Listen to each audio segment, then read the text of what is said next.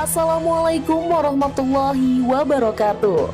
Selamat datang di channel Zaki Project, channel yang membahas tentang sejarah, mitologi, legenda urban, dan lainnya di seluruh dunia. Setelah membahas tentang sejarah kesultanan yang bercorak Islam di Kalimantan, kali ini kita akan berpindah ke sejarah Sambas kuno. Salah satu legenda urban yang sangat melekat di kalangan masyarakat Sambas, Kalimantan Barat. Seperti yang kita ketahui, pada masa pra-Islam di Sambas ada beberapa kerajaan yang pernah berdiri di sini. Satu di antaranya adalah kerajaan yang dipimpin oleh Tan Unggal. Walaupun berkuasa terhitung singkat, Tan Unggal berhasil memberikan teror pada masyarakat waktu itu. Gimana tidak seorang raja yang dikenal sangat-sangat kejam melakukan apa aja demi ambisi dan kepuasan hawa nafsunya. Tak segan menyiksa hingga membunuh manusia untuk dikonsumsi darahnya. Tanpa berlama-lama lagi, langsung saja kita ke ceritanya. Dan jika kalian suka video ini, jangan lupa juga like, komen, dan subscribe.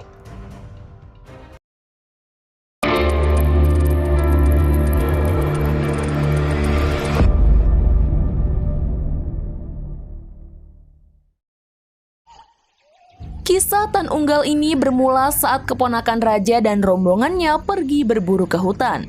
Ketika sedang asik berburu, tiba-tiba rombongan tersebut dikejutkan dengan tangisan suara bayi. Karena diselimuti rasa penasaran, kemudian mereka pun langsung mencari sumber suara bayi tersebut. Setelah sekian lama mencari, ternyata suara bayi itu berasal dari rumpun bambu yang tak seberapa jauh dari mereka. Prajurit langsung diperintah untuk menebang pohon bambu tersebut. Dengan perasaan berdebar-debar, para prajurit membelah ruas bambu terpilih tersebut. Secara bersamaan mereka terkejut dan takjub, karena seperti yang diduga, benar adanya. Terlihat seorang bayi mungil di dalamnya.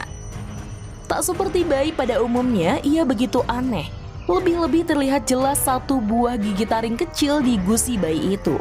Yang mana kejadian tersebut membuat seluruh orang yang melihatnya menjadi keheranan. Masih dalam keadaan takjub, mereka pun langsung memutuskan untuk mengambil bayi itu. Kemudian mereka membawanya ke istana untuk ditemukan dengan Raja Sambas. Setelah sampai di istana, Raja keheranan dan tertegun sembari meminta prajurit menceritakan asal-usul bayi tersebut. Setelah mendengar asal-muasal bayi itu, Raja Sambas langsung mengadopsinya. Ia sangat senang karena Raja Sambas pada saat itu belum mempunyai anak. Kemudian anak itu ia beri nama Tan Unggal. Singkat waktu, Tan Unggal pun dibesarkan di lingkungan istana Sambas, layaknya seperti anak sendiri. Tidak banyak cerita di masa kecil hingga remajanya. Hanya saja ketika dewasa, ia telah menampakkan sifat seorang yang pemberani, tangguh, dan yang lebih istimewa, ia mempunyai ilmu kanuragan yang cukup tinggi, dan tentunya ia akan menjadi pewaris tahta kerajaan Sambas. Meskipun dibesarkan di lingkungan istana, ia tetap memilih rakyat biasa untuk menjadi istrinya. Dan dari pernikahan mereka dikaruniai 2 orang anak, laki-laki yang diberi nama Bujang Nadi dan perempuan yang diberi nama Darenandung. Singkat waktu, saat Tan Unggal memerintah kerajaan Sambas sekitar abad ke-15 Masehi, ia terkenal dengan raja yang kejam karena sifatnya yang sombong. Zalim, itulah kata yang tepat untuk menggambarkan sosok raja ini terhadap rakyatnya. Dia memimpin dengan sewenang-wenang, apa yang ia katakan dan semua keinginannya harus dilaksanakan, walaupun hal tersebut dibenci oleh rakyatnya. Pada zaman kerajaan Sambas tergolong kuat, tidak mudah diserang oleh kerajaan lain. Bahkan pasukan Majapahit pun tidak berani memasuki wilayah kerajaan Sambas karena hebatnya dan mendengar kalau ia adalah setengah siluman. Gelar setengah siluman disandang oleh Tan Unggal dikarenakan ia senang memakan sambal asam yang bercampur darah manusia.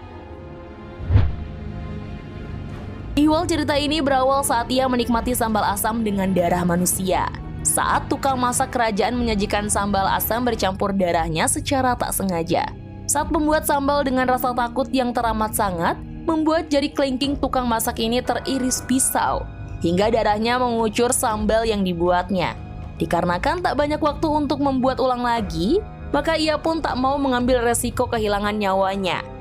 Sambal yang bercampur darah itu pun disajikan kepada sang raja. Begitu memakan sambal tersebut, Tan Unggal merasa sambal asam yang ia santap sangat enak, berbeda dengan hari biasanya. Lalu Tan Unggal pun bertanya kepada si tukang masak tentang rahasia sambal yang dinikmatinya. Terasa enak. Si tukang masak pun tidak berani untuk berbohong. Ia menceritakan bahwa sambal asam itu sudah bercampur dengan darahnya sendiri. Semenjak kejadian itu, Tan Unggal memerintah kepada tukang masak setiap kali membuat sambal asam dan makan lainnya harus dicampur dengan darah manusia. Rakyatnya pun ikut menjadi korban kegemaran rajanya. Bujang Nadi dan Darenandong yang merupakan anak kandungnya juga tak luput kekejaman sang ayah. Pada masa hidupnya, Bujang Nadi sangat suka memelihara ayam jago dan adiknya Darenandong paling suka untuk menenun kain. Sehingga ia pernah mendapatkan hadiah berupa mesin tenun yang berlapis emas. Tiap hari Bujang Nadi dan Darenandong hanya diperbolehkan bermain berdua saja karena sang ayah sangat membenci mereka jika berteman dengan rakyat biasa.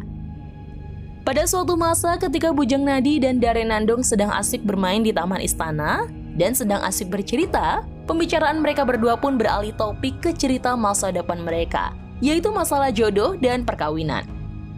Jika kamu ingin mencari pasangan hidup seperti apa yang kamu idamkan? Tanya Bujang Nadi. Adik sangat mengharapkan nanti calon suami adik mirip dengan abang, baik itu dari segi ketampanan, fisiknya, dan sikapnya harus seperti abang. Pokoknya mirip sekali dengan abang.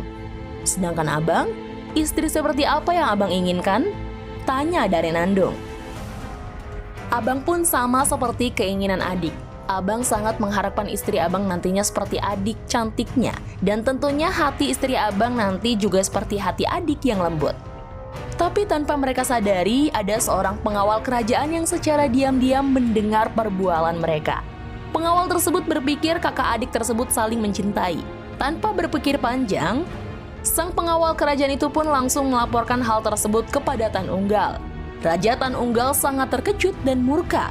Tanpa menyelidiki, bertanya kedua anaknya maupun melakukan sidang, ia langsung memerintahkan kepada prajuritnya untuk menangkap dan mengubur kedua anaknya itu. Kemudian kedua kakak adik tersebut dikubur hidup-hidup beserta dengan ayam jago milik Bujang Nadi dan mesin tenun milik Darenandong. Mereka dikubur di daerah perbukitan sekitar Danau Sebedang. Hingga kini sebagian masyarakat Sambas percaya, di tempat Bujang Nadi dan Darenandong hidup-hidup sesekali terdengar suara kokok ayam jantan dan suara orang yang sedang menenun. Setelah tragedi itu, Raja Tan Unggal semakin kejam, semakin menjadi-jadi bengisnya, dan terus meminta darah manusia. Rakyatnya yang tidak tahan dengan sikap Tan Unggal akhirnya berencana untuk menyingkirkan dan melakukan perlawanan. Hingga Tan Unggal pun tak berdaya dan terbunuh oleh rakyatnya sendiri. Tewasnya sang raja yang kejam ini membuat daerah Sambas tidak lagi memiliki penguasa. Hingga beberapa abad kemudian, baru berdiri kerajaan yang bercorak Hindu, yakni Kerajaan Penambahan Sambas yang dibawa oleh pelarian Kerajaan Majapahit. Nah, itu tadi cerita salah satu legenda urban masyarakat Sambas, Kalimantan Barat. Terima kasih ya sudah menonton video ini. Jangan lupa untuk klik tombol subscribe-nya supaya kalian tidak ketinggalan video-video terbaru dari Zaki Project Channel. Bye-bye!